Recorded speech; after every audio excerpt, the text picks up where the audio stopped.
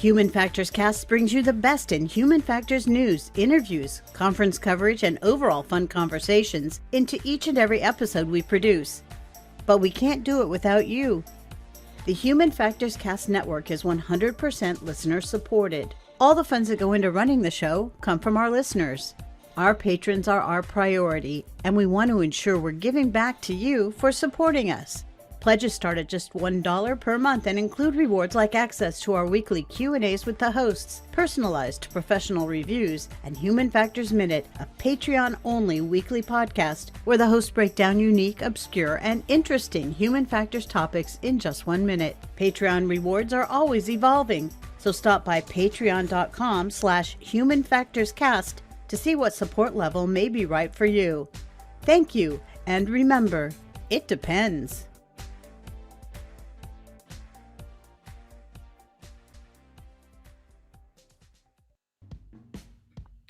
Hey everybody, what's going on? It is a Thursday. I'm all alone tonight, and I'm gonna start off the stream here with saying we're gonna try something a little bit different tonight. I'm gonna maybe post this in the podcast feed, so if you're listening to this later, some weird stuff is going on. I'm having some internet connectivity issues. Blake is not feeling great, and so we thought it would be best if instead of giving you a subpar show where our trains of thought are interrupted constantly by internet outages and having a guest host try to maintain the stream while that's going on, we just figured that it was going to be a better call for us to have what we're calling a Human Factors Hangout. Hopefully the internet quality isn't terrible. I'm having some issues over here on my end. Obviously, the background has changed. We have moved. So right now, I am in the process of kind of fine-tune everything. We didn't get our internet up and running today, and so we're experiencing some issues. Anyway, there's a lot going on.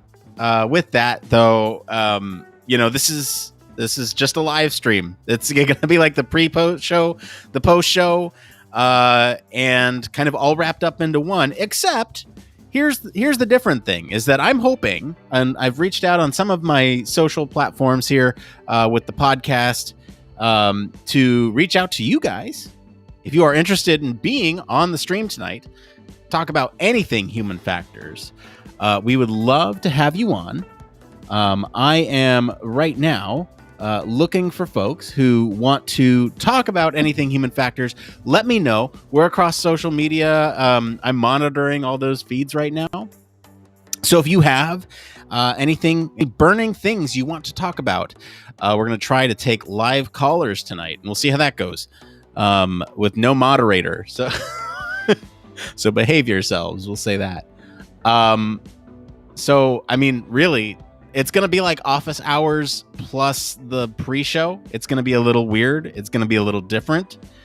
But honestly, that's what it's going to be this week. No regularly scheduled show. But next week we'll talk about flying cars. And if you want to talk about flying cars, you can come on the show tonight or come on the stream tonight and talk about it with me. I'm all ears and maybe give us some fun things to talk about for next week. Yeah, I don't know what else this is going to be. This is going to be me streaming here awkwardly for a little bit while everyone joins up. But I guess I could just kind of quickly talk about how things are going on my end. I just went through a move. The human factors of moving is awful because you got to pack everything up. And right now we're in this weird limbo state where we're not sure if we should unpack everything because we're looking for a home too. Right now we're in a temporary apartment, and it's kind of like, do we unpack and make this feel homey in the interim, or do we save everything, box everything up, keep everything boxed up, and then save us some time when we want to move into our home? Unsure, right? And the timeline kind of depends on the market. The timeline kind of depends on some other factors. It's hard to say. looking across social media right now to see if anyone has reached out to us to see if they want to come on the show. We got a couple people. So I will respond back and we will see if they have anything in particular they want to talk about. Let's see. Best way to reach us is give us a heads up on chat. Wherever you're watching now, give us a heads up on chat. Say you're going to DM us. That way I see it. And then DM us on whatever platform that you say you're going to do it. I'll look out for it there.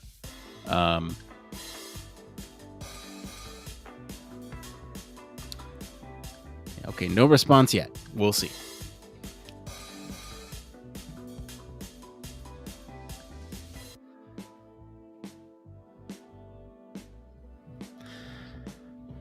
If you are watching right now, thank you.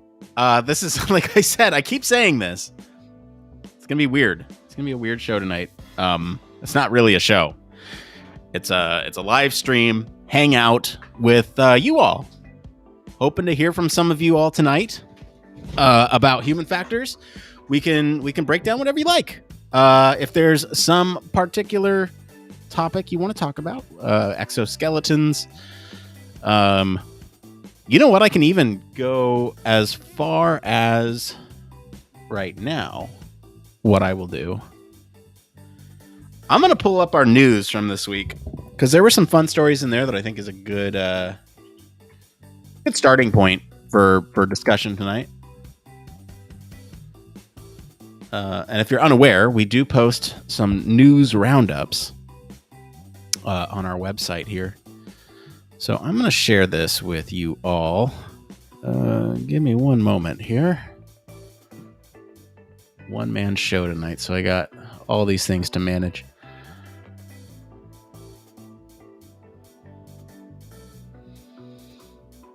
And I'm dealing with internet issues too. So we'll see. The part of this is a stress test for the new internet that I have that will hopefully give me some insight as to whether or not I can stream for 2 hours reliably on an evening. All right, let's take a look at this. So here is the weekly news that we have rounded up for you all. And as I mentioned in some of my office hours, this was there's a lot of thematic, that's what I'm looking for. There were some themes here with wearables, and it's like a cautionary tale of the future of technology, right? So, so we're talking like for the fairy tale, right? You think of like exoskeletons, how they can strain the brain, or the smartphone gaming can be harmful to some seeking relief from boredom. And there's this bleak cyborg future from brain-computer interfaces if we're not careful. So there's like this cautionary tale of what technology can do in the future if we're not careful. That's why Human Factors is here. We're going to make sure that the transition to using these technologies is comfortable and safe and effective for the users. So I don't know why I put these stories in there. It's almost like a reminder that we do have a significant role to play in the way that these technologies roll out. We also have some other news stories that it's all the other theme I would say about this week is wearables, right? Wearable technology. You have wearable devices reducing collision risk in blind and visually impaired individuals. You have wearable brain-machine interface turning intentions into actions. You also have a couple of the wearables down here with, let's see where you got it. I guess bicycle helmets are technically wearables. It's wearable technology that you put on your head. And mobile applications, I guess, like phone and wearables. So those are the themes this week. Once again, if you're watching on any of our platforms, I want to thank you for hanging out. I know tonight is a little bit different. If you're all expecting a show, a podcast episode, we are not going to do one tonight. Blake is not feeling well. And I apologize for anyone who's been on for a little bit. I'm going to repeat this a couple times tonight. Blake's not feeling well. I'm stress testing my new internet. and figured that a new show would not have been the best thing that we could put out. So instead, we're doing a little Human Factors Hangout. We're talking human factors. If you have topics that you want to talk about, reach out to us. Let me know in chat that you want to talk to us. And then, I'll look for your DM wherever it is. I'll send you a link. You can come on the show. We can talk. It'll be, it's like a live guest, live callers, new. So we'll see. Let's check it out. I have heard from a few of you, and I've reached back out to talk about topics. I have not heard back. So if you're watching, check your DMs. I did send you some stuff. And once you reply, I'll get you in here. Oh, and look at me. I'm all covered up by the logo because I didn't expect to. Anyway. Sorry about that. How's everyone doing? It's going to be weird because I don't really have an agenda. Normally we come into these things and we say, okay, we're gonna do a show. What are we talking about? And then we go through the show notes, talk about what we're going to talk about. Tonight we don't have any of that. So I need your help.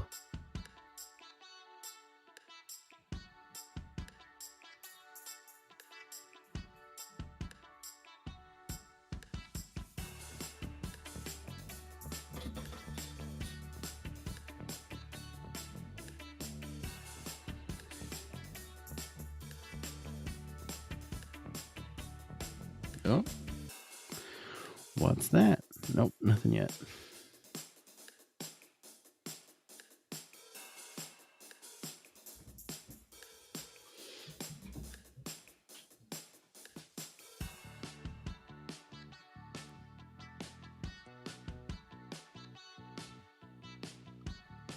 Let's see. Going back to those news stories here.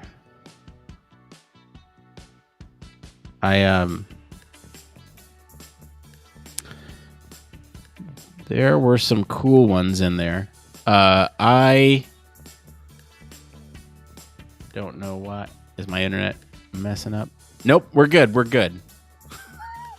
It seriously cuts out like every hour. And so I'm expecting there's going to be a drop here where you won't be able to see or hear me. The stream will probably still be up, or I don't know what's going on. There was one story in here that I thought was interesting. It was about the smart cities. And this kind of goes along with what we talked about, I guess, back on the 8th.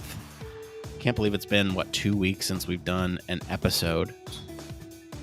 3 weeks, really, if you think about it. Anyway, there's this smart cities. Here.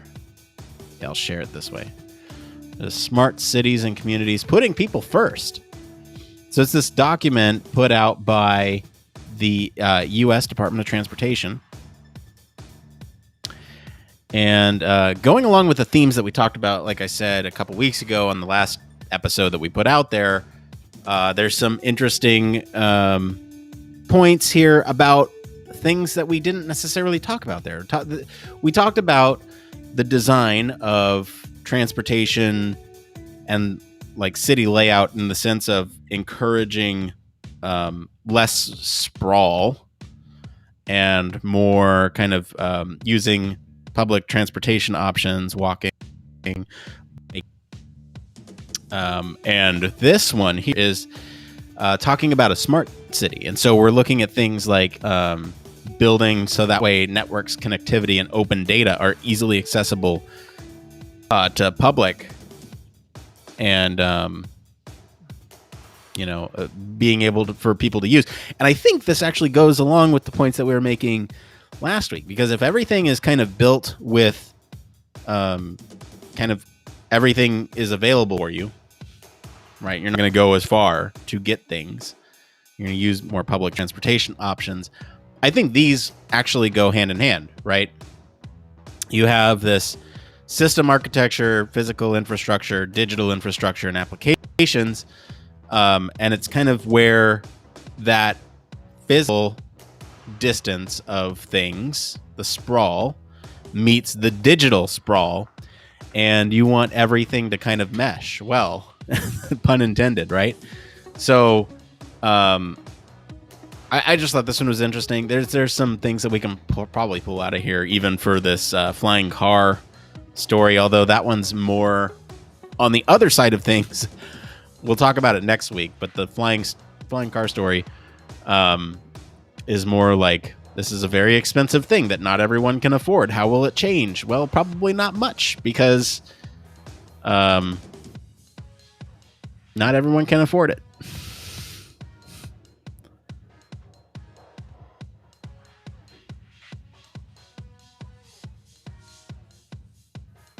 Technological foundations. The Department of Transportation goes into talking about what their role is in these things. And it's interesting because I don't see a whole lot of human factors in here. It touches all of these. Urban automation, connected vehicles, intelligent sensor-based infrastructure. Human factors applies to all of those, right?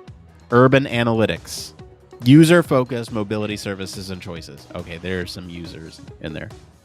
Urban delivery and logistics, strategic business models and partnering opportunities, smart grid, roadway electrification and electric vehicles. So that's more technology. This is more business. This is more technology. Connected, involved citizens. That's human factors again. So I'm counting, 2 bullet points so far. This whole list where humans are not necessarily involved. Architecture and standards. Again, human factors. Human factors in architecture would be really interesting topic to get into. Anyone listening has experience in architecture or designing physical workspaces or working with architects, DM me. I'd love to talk to you about that. We'll get you on the stream tonight. Architecture and standards, low cost, efficient, secure, and resilient information communications technologies. That's actually cybersecurity right there. So that's human factors. And smart land use. Like, if you think about the city layout and design, that is certainly human factors. So it touches all these points. It's super interesting. And some of these success factors, are it's just goal setting, right? Set clear goals, break down these silos, use a structured engineering approach, speak the same language. A lot of these things are in the "it came from" section that Blake and I talk about every week, right? It's like, set clear goals for yourself. Make sure you're talking the same language with somebody else. Engage the people. Yeah, it's kind of crazy how much all this matches up to human factors. Anyway, this is one of our it's just human factors news. It's not a top story. And I hate saying that stories are lesser than something else. It's just a matter of what we can sit here and talk about on the show. So, if you think about a 30-minute segment that Blake and I can go back and forth on, that's what we're looking at. And so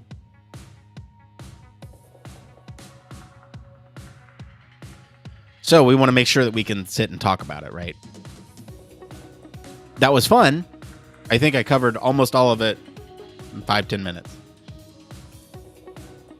And it's those little stories that I'm like, those are very cool. And secretly behind the scenes, we're trying to get out more content like that. There's a lot of people who want to hear those stories, myself included. I'd very like to watch a 5-minute video that breaks that down. We could branch out into content generation on some of our video platforms. It's something that we've considered. If you think you might have a way of doing this reliably and or are interested in content generation in general,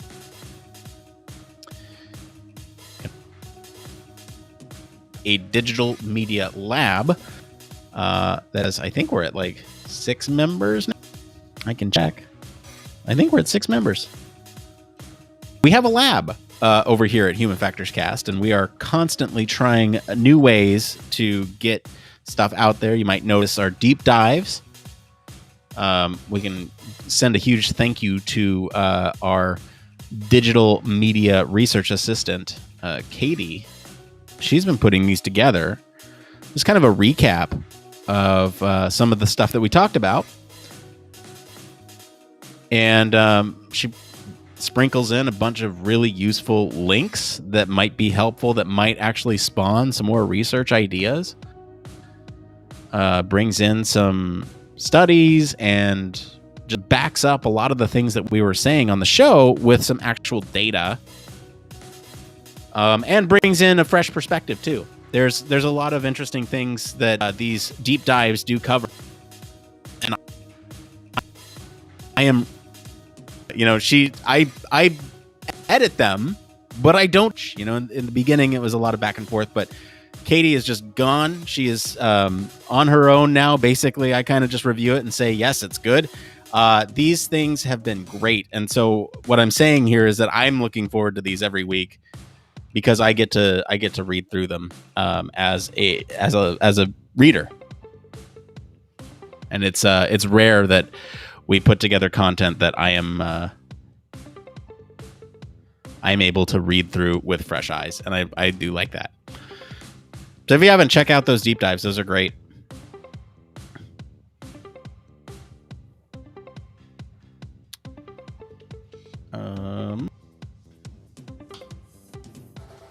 I don't want to turn this into office hours, but I just noticed something that's driving me nuts. So there is. What am I talking about here? On this deep dive here.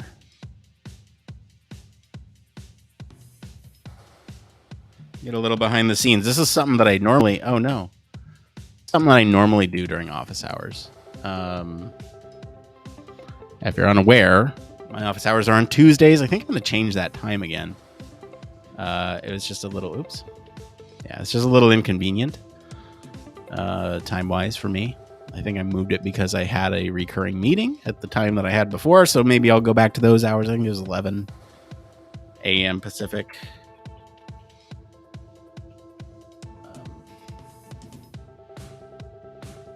Oh, come on. Let me just sign into PodPage here. So what I'm doing here, eagle-eyed viewers may notice in this article here that Katie has put together that I edited, and I missed this in the edit because truthfully I was in the middle of a move, and there's this embed link placeholder. So I'm going to go in. I'm going to change that up. There it is. Take this whole, do that. I'm gonna save it. I'm gonna preview real quick just to make sure. It'll be fine. Save it. And now if you refresh this page, there you go. It's right there. Well, I should center it. Oops, not that one.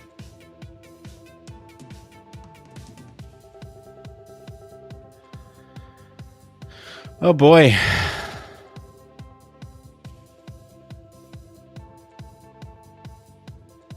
Still have had people who reached out to me. So hopefully we can get some interesting people on tonight. If not, it's just going to be a one-man show, and I'm okay with that. But I mean, like, I want it to be entertaining for everybody. So, we'll see how it goes. I beyond this, I don't really have anything planned. It's kind of all unscripted. Ooh, that was close. All right. I better get off of that before I get too distracted. Yeah. It's all unscripted. I don't know what's going on. It's just us hanging out tonight. You watching, me. hanging out over here. Still looking for replies from the few of you who reached out to me, and that's okay. Let's see here. Primary. General.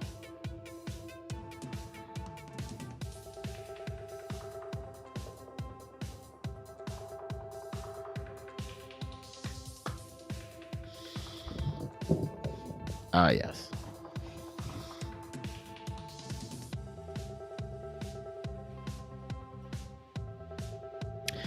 So it's weird because normally I have my monitor for all the show stuff over on this monitor. And what I look at to talk to the camera, typically, now the camera is here.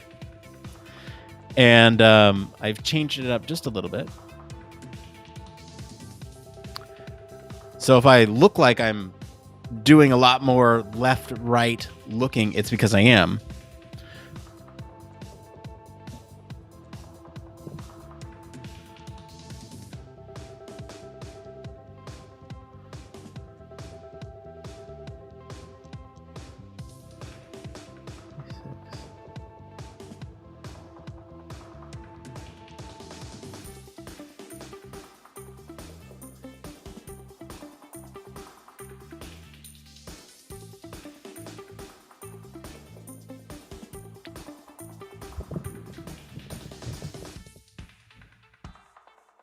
And since it's almost the top of the hour, I'm going to read what we're doing tonight. So sorry if you're watching and have heard it multiple times. I'm going to say it one more time, probably for everyone who's trying to tune in for the main show.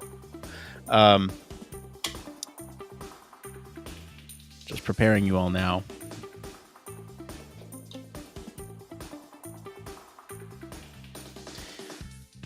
This background music you're hearing is part of Restream. And it is rock and metal. I don't think this is very rock and metal.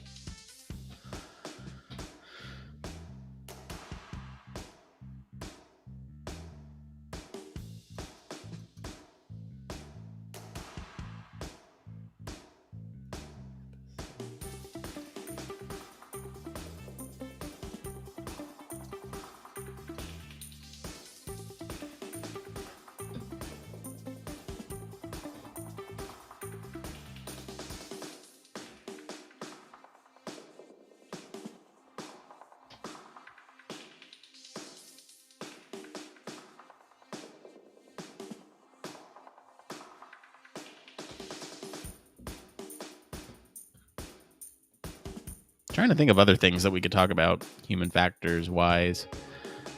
I am let's see, how do I say this? The podcast space in this new place is different from the old place, obviously. You could see in the old place it was very open behind me. I think here what I want to do is build a little pod around this space with like framing and some soundproofing. Because again, not sure how long we're going to be here, but for the time that we are here, I do enough at this space that to have it as its own little pod or like workspace that's separated off from the rest of the living space would be useful. So I think what I'll do is I'll build up some framing, a little house around this, and just use existing structures to secure it in place. And we'll see how that goes. I actually wrote out some plans and a cut list. Some plans, cut list. So we'll see how it goes. So all this started actually because it's very, like I said, it's open. It's open to the rest of the living area. And behind here is a bunch of exposed cables. I don't want a almost 2-year-old to get up and start unplugging things.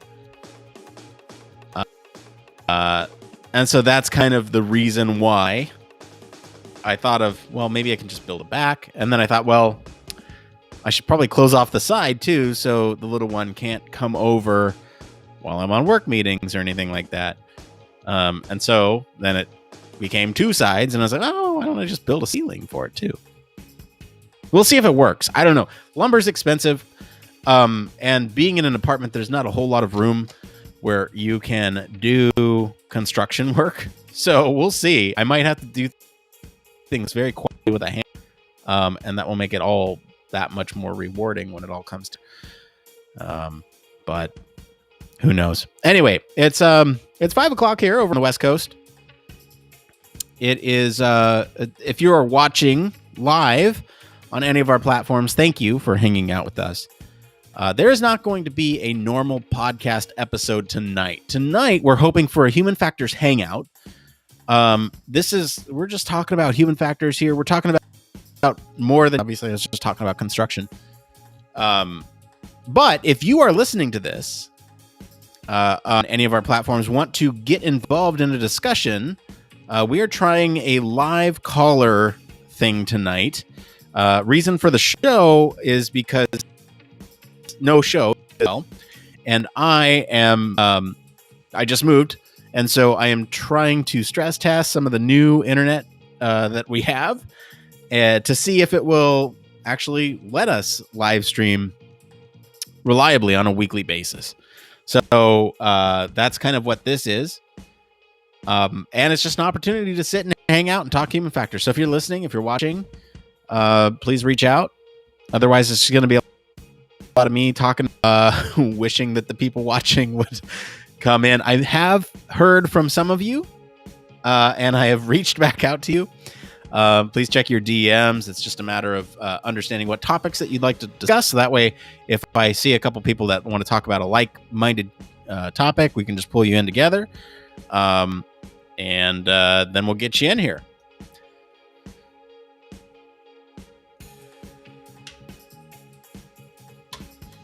So that's the spiel.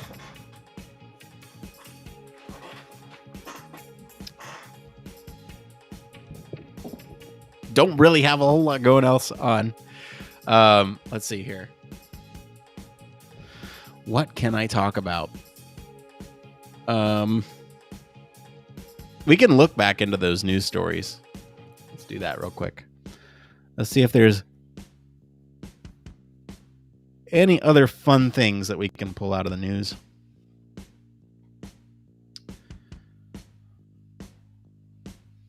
I'm not going to talk about any of the top news stories because those are potentially our patrons may choose those for us to talk about. So I want to reserve those for the show proper.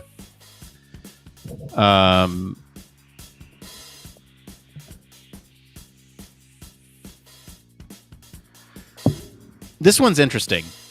And anecdotally, I think it's absolutely true. So the title of this one is Young Workers Now Value Respect Over, quote, Fun Perks in the Workplace. I think that's absolutely true. I think a lot of young professionals come into the space with the understanding that they know their stuff or they feel like they know their stuff. And so they want that respect from the older folks at the workplace. They want basically to not look down upon. And I get that, right?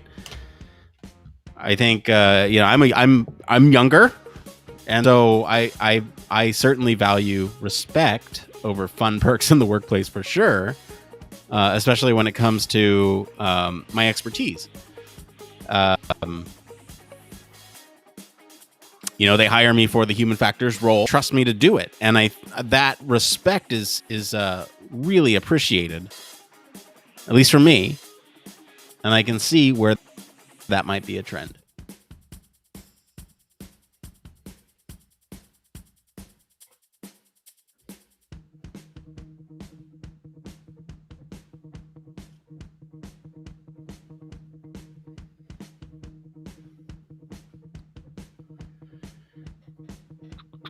give me one moment here. Whoops.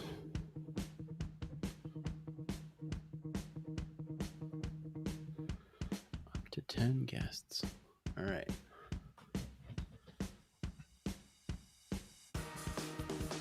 So I am currently tabbing between a bunch of different things, trying to find things for me to send elsewhere. All DMs. Threads.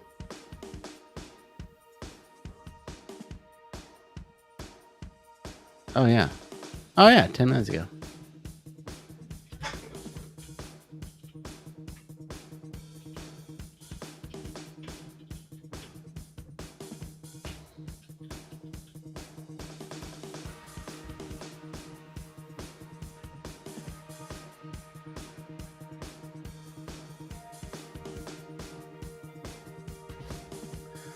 All right, other folks responding to the call. We'll see. Let's see here. Yeah, thank you for reaching out. I appreciate it. Again, if you're watching this, want to be part of the conversation, want to talk about human factors, anything. It could be transportation, psychology, exoskeletons, VR. I'm always down to talk about VR. This is open caller, so just let me know in whatever chat you're watching on that you're going to send me a DM. Send Human Factors Cast a DM, and we will get you on this live stream. We'll see if this is effective. If not, then we may not do it again, but we may try it again someday. But maybe with more heads up, right? It's kind of last minute. We decided to not do the show. Oh, right. I was doing something. I think it'd also be more effective with a screener, too. We had somebody to like monitor the chat, monitor the DMs. This is all me doing this right now. So it is a little cumbersome. Let's just say cumbersome.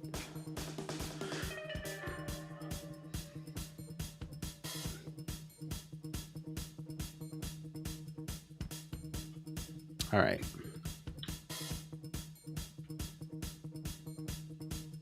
Cool. Got that link for whenever.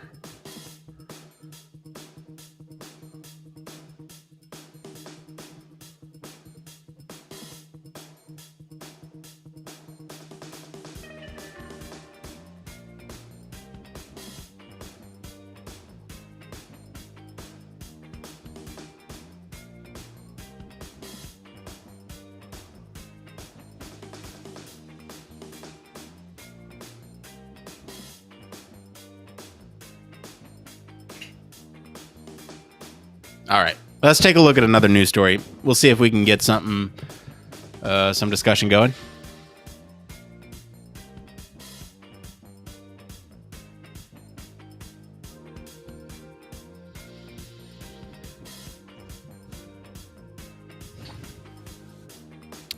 I saw this one. I didn't dig into it. So this one is scientists develop tougher, safer bicycle helmets using new plastic material.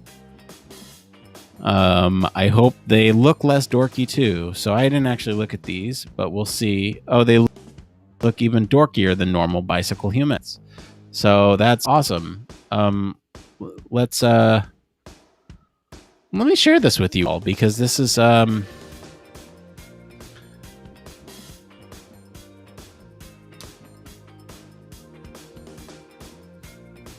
we go. All right. Okay, so we have, look at these dorky bicycle helmets. These are made out of a new material. Increases the helmet's contact time, which is the total impact in which the helmet experiences impact load, which is very important. So that way you do not become a meat crayon on the road. Test some high speeds with enough force to crack open a durian.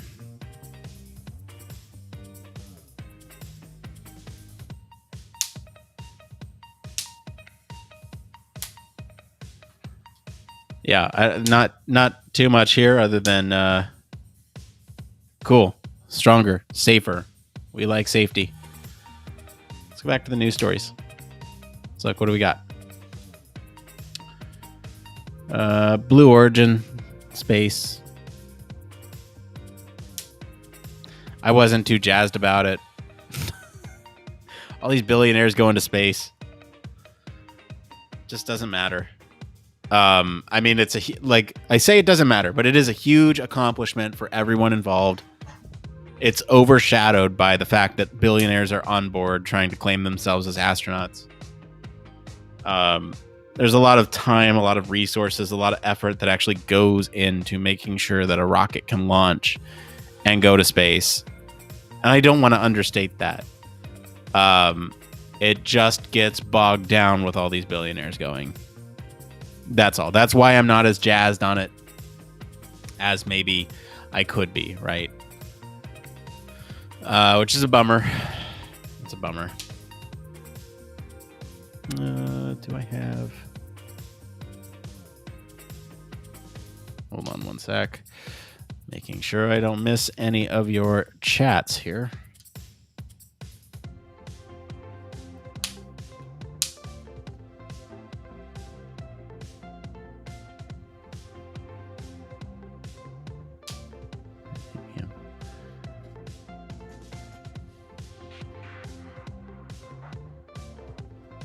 Yeah.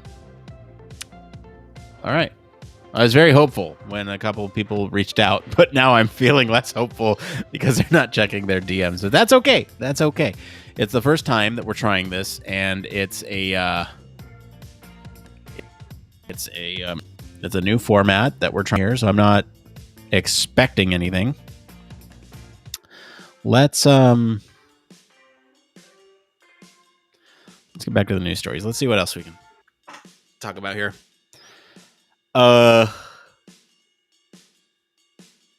We can talk about this targeted mobile application to enhance transportation safety and use of active transportation modes in Fresno County. The role of application design and context. Sounds boring, but it's not.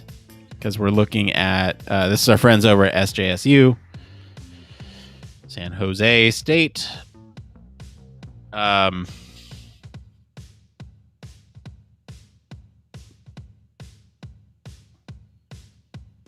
there anybody that we know involved? I wonder. Probably.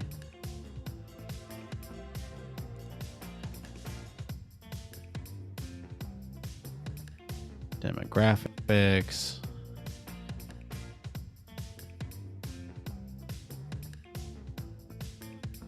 Color of app.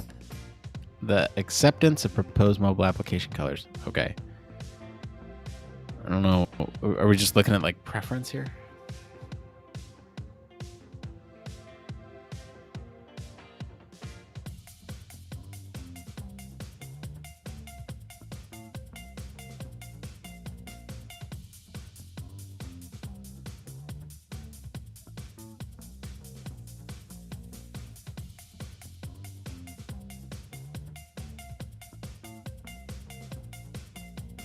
Findings indicate the need and acceptance among Fresno County pedestrians and cyclists to have a mobile application that is specifically designed for active transportation modes, walking and biking.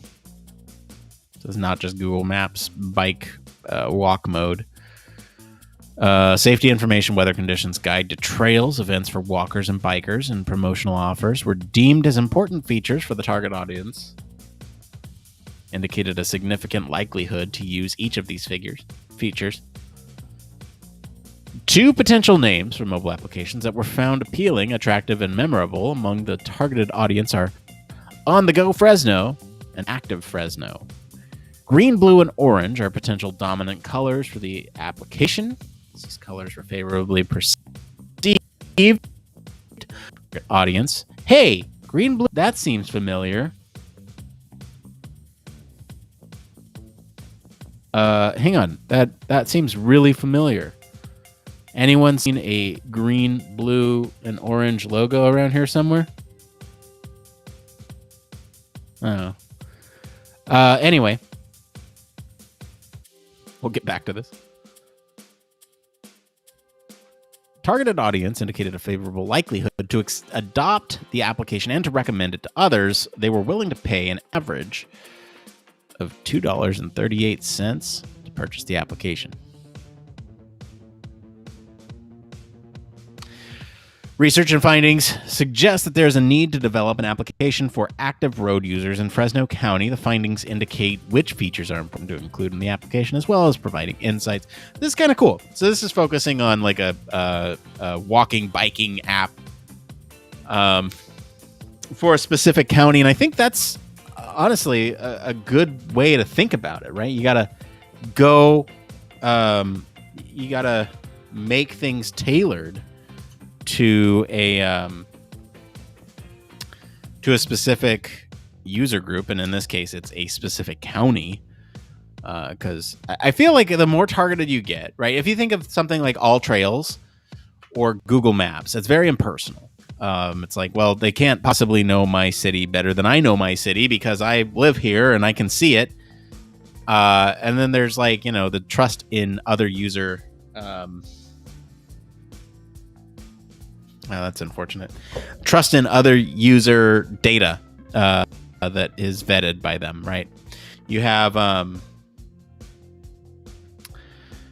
folks that are, you know, like super users. They'll put in that information. And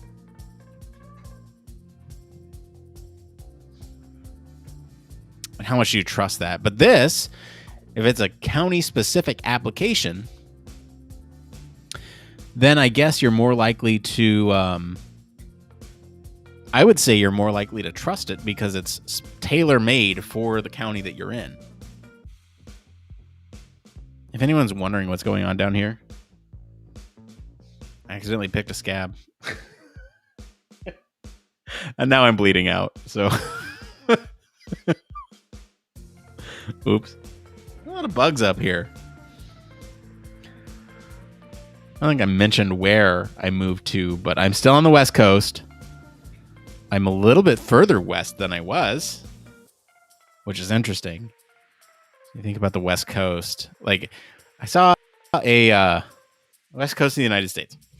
I saw a YouTube video or something about geography that was like weird, interesting facts, and the fact that Reno, Nevada, is further west than San Diego and Los Angeles kind of blew my mind. Because as Californians, you think of everything to the east of you as like to the east of you. You don't think of it as above you. But in Southern California, that's actually true, where you have things that are actually above you. So I don't want to get too specific about where I'm located. I don't think that's healthy. Let me give you a rough estimate of how many miles west of San Diego I am. I think that is an appropriate metric here.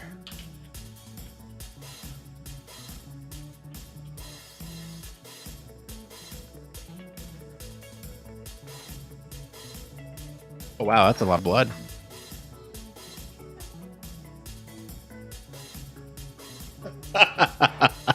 Oh man, this whole stream has been a disaster.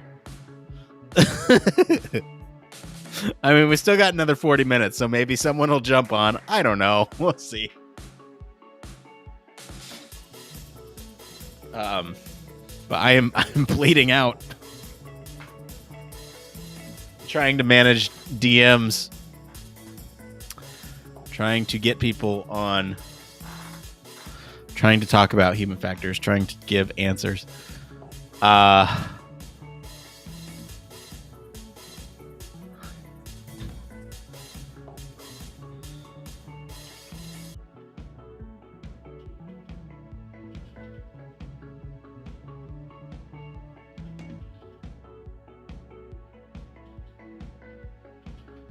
Is there a tool that tells you how far west something is? I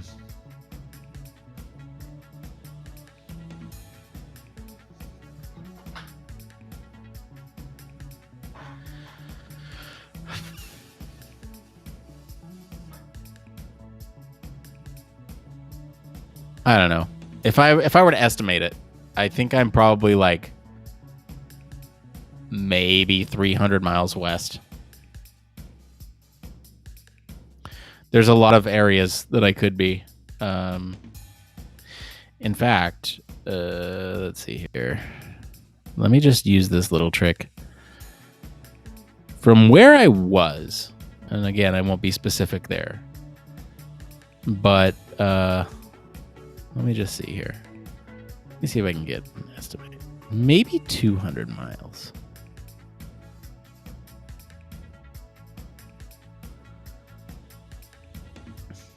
You know what? We'll go with 200 miles.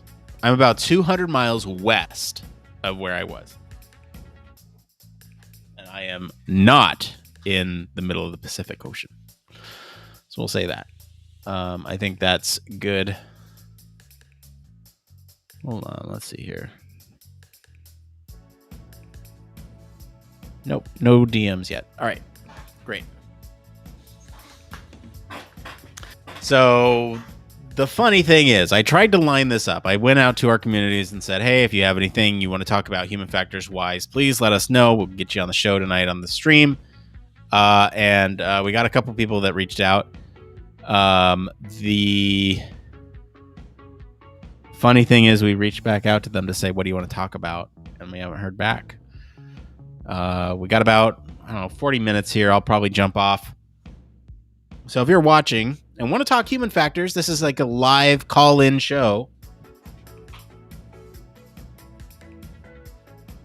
Blake is not feeling great. He had a headache. I hope he doesn't mind me saying that, like a migraine. So I feel that. I've had those. I know what those feel like, and I'm not going to ask him to sit here and pretend like he doesn't have one for the show. Also, I am dealing with some internet issues over here. We just moved, so I have, and sorry again if you heard this before. I know I keep repeating this, but it's a live stream and people join all the time. So,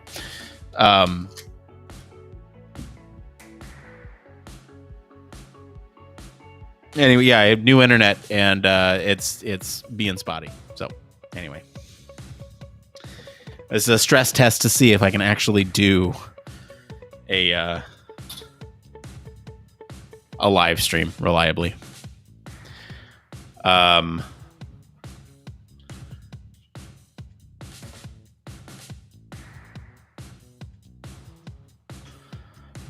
Human factors. How many of you all are going to HFES this year? If you are going to HFES, drop it in the chat. Love to hear from you. I think we're going, or at least one of us is. We're still figuring it out, our schedules, but I think we're gonna go. If we don't go in person, we will at the very least have some coverage for you all. We'll get some interviews for you. We'll get some coverage of what's going on. I would love to go. I just don't know if it's in the cards. It kind of depends on a couple things.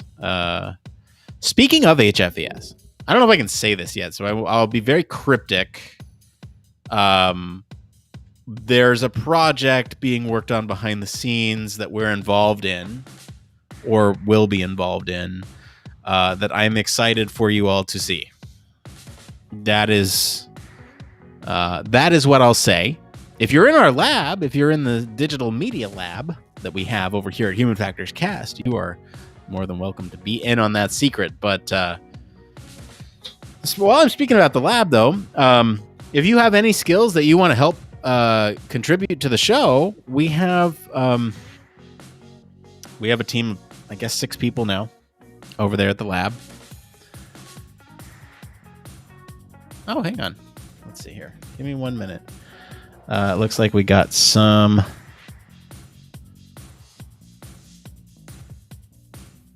Hang on 1 minute here.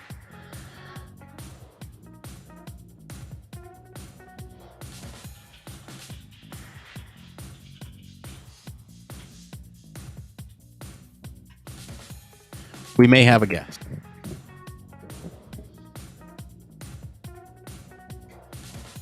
Give me 1 moment here.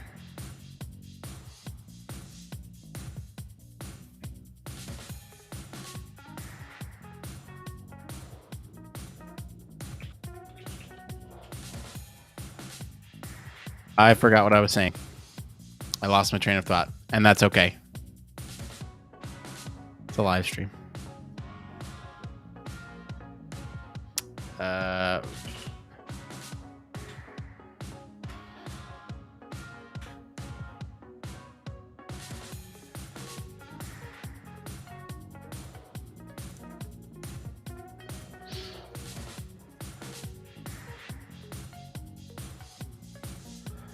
All right, we have our first guest.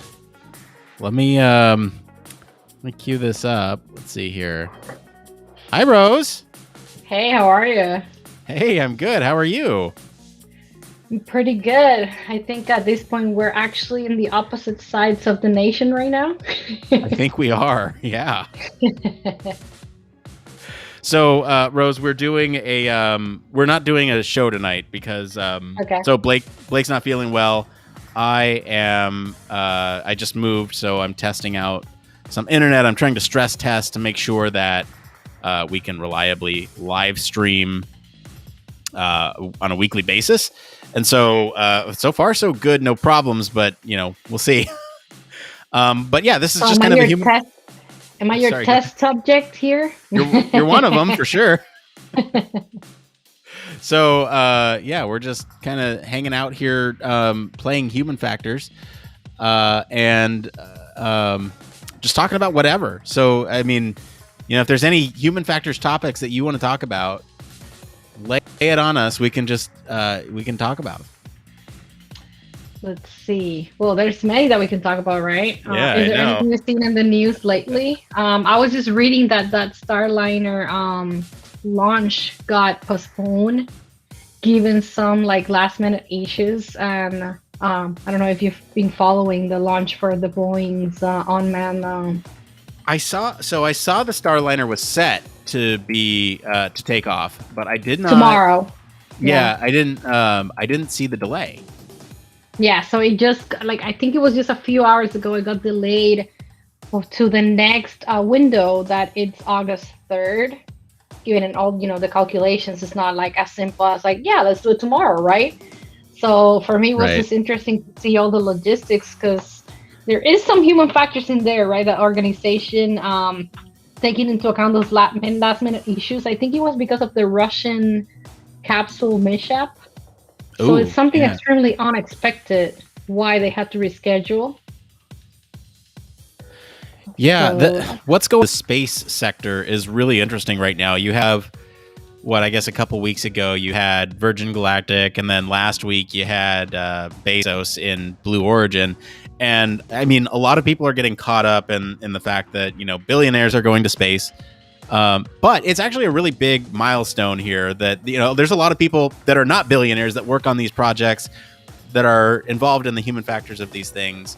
And the fact that we're seeing so many of them go up right now it's a really good thing. I think the more options that we have for delivering things to space, the more options that we have for that type of thing, all good news.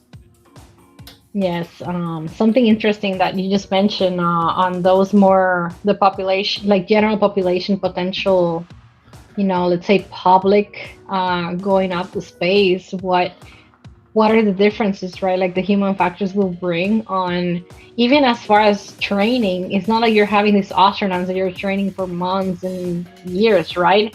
Now you have people that is a lay person that is going, what is that minimum standard? Who's regulating space, right? That's the main. I mean, that's a great point. And I mean, I guess it was news 2 days ago, the FAA changed kind of what the definition of astronaut was. And I think, I think that was a good call, because you have all these people going to space calling themselves astronaut. I'm actually looking for the definition right now. But you're right. There's a whole swath of people that need, that are going to need some sort of training. You can't just go to space without being prepped, right? Like throw them in a pod and hope that the G-forces don't kill you. Yes. What's interesting for me is what was from the Blue Origins crew, there was this woman, so she would have set as the oldest woman in astronaut, right?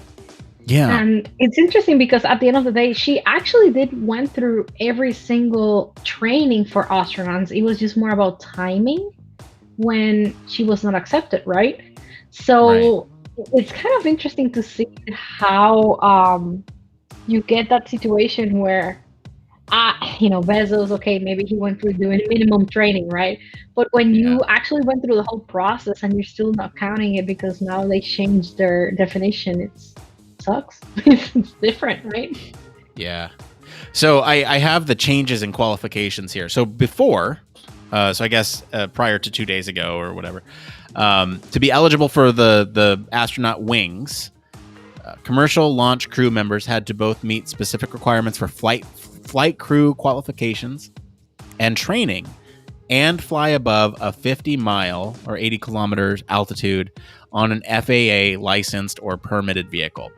And now, effective July 20th, so I guess this was 9 days ago, they added new criteria to this short list of qualifications. So those who fly on commercial missions must also have, quote, demonstrated activities during flight that were essential to public safety or contributed to human space flight safety. So there's definitely some more, what's the word I'm looking for? Wiggle room in the definition now. It's like, if you can't demonstrate that you have done any activities that were essential to public safety or contributed to human space flight safety, then you cannot consider yourself an astronaut. And I think that is appropriate. With that said, for just for the sake of discussion, we have the situation where research is limited, right? Like that is a fact. That the more people we take into research in space and get them in that environment, you, to some extent, you are contributing in safety. And I'm just doing this for the sake of the let's play the the benefit of the doubt, try to like bring up the spark, right? And okay, let's say if we have already a lot of males that come to space, maybe you're not contributing that much. Okay, cool, I give you that. But Wally Funk, for example, how many times we have taken somebody of her age to space? So that actually, to some extent, contributed to research and safety, because now we know that she didn't fall into pieces, right? Like you could do it. Right. I mean, technically, we've never sent a billionaire to space either. So, I mean, we can use that. I mean, anthropometrics. We were talking about anthropometrics, right? Okay. I'll give you that. Female age, you have these issues like elder women are more likely to get, or males, right, to get or try to. You get this research going on that at some extent we use the anthropometrics, we use gender, we use sex, we use age, etc. So for me, that was just interesting because to some extent she did indeed contribute to that because it has not done before. Yeah. And so, you don't know what could happen. Yeah. So the FAA do have an additional clause in here, right? They say they can add an award for honorary commercial space astronaut wings and this is a quote, to individuals who demonstrated extraordinary contribution or beneficial service to the commercial human spaceflight industry. So, quote, these individuals receiving an honorary award may not be required to satisfy all eligibility requirements. The award can be granted posthumously. So I think by our discussion, and I agree with you, I think she would probably be eligible for that, right?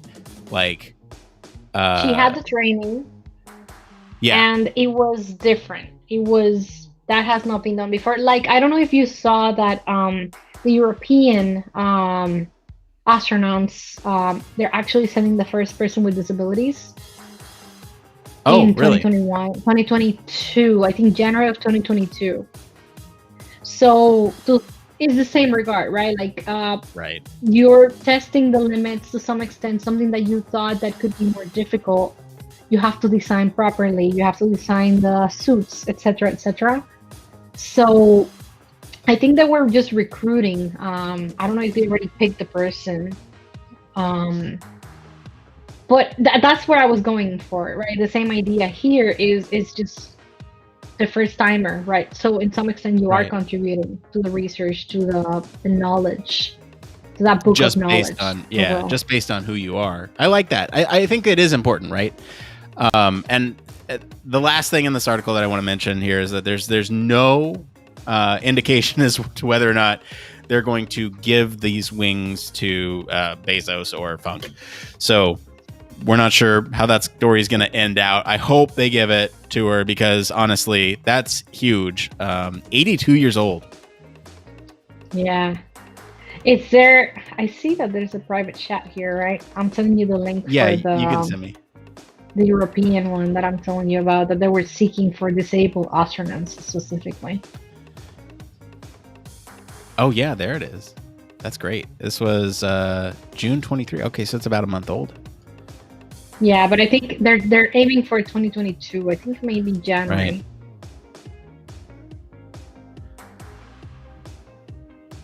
Yeah, that's awesome. I'm looking for... Yeah, I just found the first one. Yeah, there I'm is looking... the actual opening for it. I just don't remember where I found it before. Yeah, this is great. So they're looking for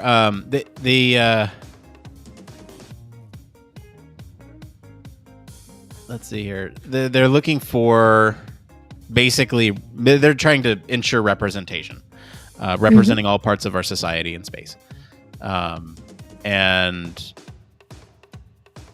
that's awesome. Yeah, I'm looking at some of these. Because they're looking at ethnic diversity, they're looking at disabled, they're looking at women. I think I sent you another link now that has, I think, more on what you're talking about. Oh yeah, on the details. But yes, it's cool. It's pretty interesting. I think it's pretty overdue. A lot of people don't understand that disabilities sometimes you cannot even see them. So you can start with that step, maybe slowly. Yeah. But they think about it. You need to be in a wheelchair. You need like the extremes when it may not be that case, and you can start testing if it could be possible if you can accommodate properly. Right. I mean, can you even imagine what it would be like to be somebody who cannot move their lower body and require a wheelchair to navigate here on Earth, but then they get up in space and then they're using their arms to navigate, and it's just like they're just like everybody else up there, and the only thing that they have to be aware of is their spatial awareness of their legs, because I mean, there's only so much you can do with your legs to control your movement in that environment. And it seems like it's going to be a great move forward, I think, to see some of that that happen in the space industry, right? Mm-hmm. I do want to jump in here and just let everybody know, if you're watching this on any of our platforms, thank you for watching. No regular show tonight. I've said this a couple times, but I'm going to say it again. So we are kind of doing a Human Factors Hangout. If you have a topic that you want to talk about, Rose is on with me right now. Rose was last on our Human Factors and Ergonomic Society 2020 recap episode, so almost a year ago. But we're just talking about space right now. If there's anything that you all want to talk about, please reach out to us. Let me know in the chat, wherever you're watching, that you've sent me a DM, and I'll send you a link so you can get in on the conversation too. It's kind of like a live caller evening. Well, Something it's new. almost 9 here, so if you have a lot of, East Coast viewers. Yeah. It's prime time. Everyone's off work. They're sitting That down is watching true. their Thursday night Human Factors cast. I think You know what? I've been lately just downloading the cast and just I travel a lot for work, and then just listening to them. I'm not gonna lie, in 1.5x when I'm on the airplane. I'm not offended. I'm not offended. I love that. I think listening to podcasts at like 1.5 or even twice the speed. I listen personally at twice the speed, and if I miss a word here and there, it's not important, because I can get it through context cues, right? I listen to my books a little slower. I probably listen to them at like 1.75, but being able to save time in that way is so nice. So I never hold it against people if they listen at a fast speed. I'm just thankful that anyone listens at all. Well, we do, especially, like I told you, travel, and it depends on the day. I can work in the airplane or not, and I always, download some podcasts that I could just have handy. Yeah. What else is going on in the news? I went over some of our news stories that we do. Have you seen that we do this Human Factors news roundup? We've started doing these recently. Let me pull it up here on the screen so you can see. Oh, I follow the Slack weekly stories. That's where So they are posted in there. So if you're in our Slack or in our Discord, these do get posted in there automatically. So you'd have seen this probably. But yeah, we've posted these news roundups here. So some of these ones our patrons might actually choose. So we'll kind of stay away from those. But if there's anything here that you want to talk about, we kind of talked about Blue Origin and space. There's smart city concepts. I talked a little bit about that earlier. Mobile applications for active transportation modes in a specific county, Fresno. And then there's, let's see here, young workers now valuing respect over fun perks in the workplace. Talked a little bit about that earlier. Now, there's some themes with the news this week that are more like wearables and cautionary tales about technology.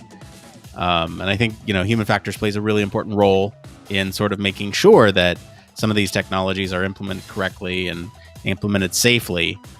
And that's kind of what these last couple stories are here, right? Like bleak cyborg future from brain-computer interfaces if we're not careful, or smartphone gaming can be harmful for some seeking relief from boredom. I don't know. Anything you want to talk about there? I was looking into, it may be a side note. I do have a lot. If you ever want to go into the bicycle helmets and safety related to that, I have really good friends and colleagues that have done a lot of research on that as part of their dissertations. Not me. I was on the hand biomechanics realm, but that popped out because, from time to time I do forensics, most of my work on Human Factors. If you have any questions about that, this is your chance, I guess, if you want to know more about how we do in the forensics. But I, time to time I do the Human Factors. I know kinematics because biomechanics was my core thesis, but I get to like poke their brain on what's more safe, what should I get, what's new, right? What are the new materials? What do you think about this or that? So it's just interesting. Yeah, let's talk about forensics, because that's a topic that I'm always like geeked out about. I actually really love looking at some of the things that come out of forensic analysis. And I guess my question for you, if I could have one question, right, it'd be like, what tools do you use on your side to piece together all these bits of information, right? Because I'm assuming that's part of it, is collecting data from all over. And I think that's the part that I geek out about, right? Is like, oh, there's this piece of data over here. Let's pick that up and pull it in and put it in our timeline. What tools do you use to put all that stuff together? So, I mean, that's a great question. And I'm going to tell you the human factors answer first. It depends. But it does, because I do case-specific analysis. And with that said, let's say that you have, I can give you some examples so you understand what tools I may use, right? So let's say we're talking about, is a warning effective? What's going on with this warning? There's a claim, right? So it could be as simple as just, I have the standards and regulations, knowing if it meets, know what's going on there. And it's a lot about standards, it's a lot about literature and what's out there, what are like journal and peer review studies. I guess, more of the boring stuff. But then I could, we have to use even a CAD or something that we have to even measure. That is so simple that you don't understand. Measure the fonts and make sure that they fit the standard. And you're just like, okay, and now I'm using this a CAD tool just to measure a 2D tool. Yes, I do that. But sometimes, we have these cases where we have a 3D laser scan where you get basically a point cloud of the whole site, of the vehicle, of the machinery, because either you want to build a demonstrative, and we do like real-time demonstratives. So in our case, and I say demonstrative because they could do simulations where you're actually based on physics-based software. One of them is called vCrash, for example, that we use the information that were human factors. So what the accident reconstruction is. So more of that mechanical engineer gives us the time and distance, etc., to analyze, perception, reaction time, behavior, expectations, etc. And then we use a lot of in Explico, where I work. So we have tools like we use programmers, Unity. So like very like high-end like gaming tools, right, to create these high-end visualizations where we go from having, what in the old days it could be this like pretty old school 2D simulation of this crash, and now we're bringing you like gaming, like high-end. This is how it looked like. I'm placing you in the person's eyes. I'm placing you in, a picture-in-picture, look what the person is doing if we're claiming, that there's factual information that shows that there's distraction, let's say, and then we're texting. So I can show you the person texting when that happened. So they're pretty powerful if you think about it. And as the jury gets younger and younger and more, they're using these tools all the time. So they're playing with VR, they're playing with video games, they're looking at these videos.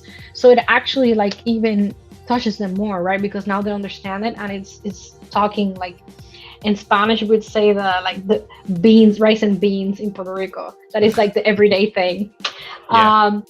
So we use like 3D laser scans. I have like light measurements, like the luminance meters or illuminance meters that I could use. I have a lot of cool stuff, like 360 cameras, of course, that I could bring up. And at the end of the day, what I say when it depends, right, is like you have to understand the case specifics. So then you can understand what technology you can use and to what extent. So like I cannot, there was this case that we went all the way to create a virtual reality because it was claimed an optical illusion. And we actually ended up publishing in HFES the procedure, like how we developed that and what was the reasoning behind it using VR in this type of cases. But you need to understand that maybe a VR system with the Oculus, for example, with the limitations of that tool, that head-mounted display, you may not want to like show any case that relates to contrast, right? Because the contrast is only not the tool. You need to understand the limitations of that. But if we're talking about, I don't know if you've seen the latest, like the Vario, for example, head-mounted displays. Those are, I can send you. Maybe. They have videos where the latest one was like Volvo was doing like mixed reality testing where they had, basically the mocap markers on the person, and you could see what they're looking at. And they were driving in like a real road, and they would just right away change the vehicle to a new design, and it just looks so real. And it's just in this case they're using eye tracking and other devices so they can increase the resolution where you're looking at. That is just mimicking more of what the human eye would see. Right. So the technology is increasing so much that for me it's cool, right? Because I'm bringing up like VR, I'm bringing up like, hey, you need to take into account instant messaging and things like that. So it's pretty neat from the forensics world that we can innovate and keep bringing what's next, right? Yeah, I think the it depends answer is the absolute like right answer for I think that's exact. I don't know what I was expecting, and it just makes so much sense, right? I have up there the virtual reality headset that you were talking about here. This is the Varjo. Is that how you say it? Yes, and I think. Yeah, I don't know if I've seen this one. The frame rate's a little choppy because of my internet, but we'll see. I don't. It's an announcement trailer, so there's wow, it's like long.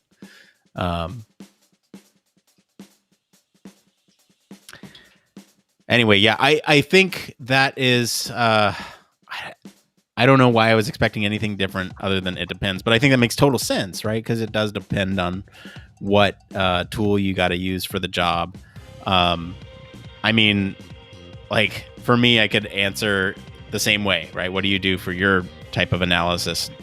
And what am I doing? Am I using Excel? Am I using, what do I have available to me for my work, right? Is it Microsoft? Is it Google? It's going to depend on that too. So I think I'm glad you talked about forensics because like I said, I can geek out about that stuff. Yeah, and like it's just pretty interesting because now we have these, all these tools that we could use, and as you keep exploring, we're bringing VR into the courtroom. That's exciting. Right. So, but how do you do it correctly? So it's up to us, the researchers, to actually make it in the right way and the applications should be right and apply it in the right cases. So that it depends, right? Like you can apply it to any case. It has to depend on the limitations, the technology capabilities. So it's pretty interesting bringing the human factors discussion into it as well. So it's just bring it for bringing it because it's cool, let's say, Can I ask you, so this was a prediction on the show a couple years ago and it never came true. I still think it might. Especially based on the way politics have been the last couple years. Police body cams are a big point of discussion. How would, and it's okay if you don't have an answer for this, but like in your professional opinion, how do you think forensics and courtroom testimony and everything like that would change if two things happened? One, if police wore 360 cameras that allowed viewers of the body cam to get additional context from, because right now most cameras are just forward facing. What would happen if they wore it on their shoulder? They get that 360 view. And then the second thing would be like, okay, well, what if, and this is kind of like future, but not too far future. What if you had like a drone that would deploy in situations that would then get like an aerial view of the situation? And I guess like, how would that change the courtroom procedures if you could then put on a VR headset and get to see the cop's point of view or, see it objectively from a third person perspective and not somebody's recorded smartphone view, right? Like, how would that change courtrooms and how would that change forensics? So that's interesting. I will give the caveat that I don't deal with criminal cases that much. So, for example, I do get CCTV and drive cam footage that could be helpful to give me context, but not in that perspective that much. In case to case, we do criminal, but not many. But with that said, it's interesting because you can have the situation where you have to anybody would give you more context of the situation, but at the same time, it will actually give the human factors experts more work, because now I have to go back and explain that what happened, what that person is looking is not the same as what that camera with this wide lens view is looking at. So your field of view is more limited, your, the visual angle, your line of sight, etc., right? So that may limit your perspective. So to give the contextual understanding, I think it would be extremely helpful. But then you would always need to understand that you need to step back, and maybe that's what they were trying to do with having it on their chest, right? So it's their point of view, so that you could understand a little bit more why they made a decision or not. But now, you're bringing up the point that you have these phone recordings, so they're already to some extent from the outside, it's not right. from their point of view. So perhaps having that wider view would give you more context to understand the whole picture of the situation. But at the end of the day, when you're analyzing their, from the human factors perspective, the decisions, the behaviors, expectations, you need to give that caveat that you also need to understand what they were able to see, what they were able to perceive, and they may differ from what now you are looking at from that drone view, for example. Right. So you are having more information, hindsight, that they don't.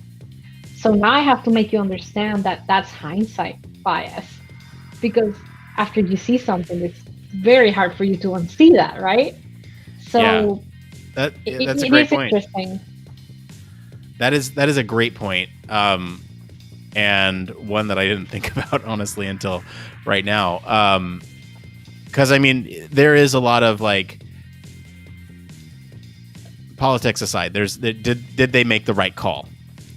Mm-hmm. And you have to consider being in their shoes and understand what training that they've gone through or lack of training, and understand what was going through their mind at that time, and if a call was made unjustly.